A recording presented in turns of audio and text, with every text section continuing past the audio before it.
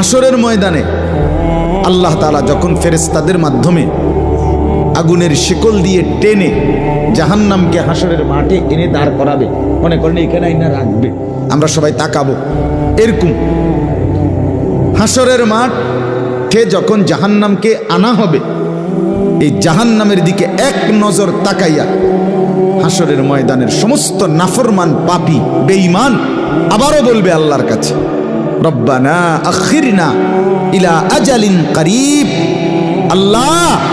একটু সময়ের জন্য দুনিয়াটা আবার ফেরত দেন, হায়াত আবার ফেরত, সময়গুলো আরেকবার দেন, আরেকটু সময় দেন, নজিব দাওয়াতাক, আপনার সব কথা তখন মেনে নেব, অনাত্তাবিউর রসুল, আপনার রসুলদের আনুগত্য করব। আল্লাহ বলবেন না, না বান্দা, এখান থেকে কাউকে আর ফেরত দাও।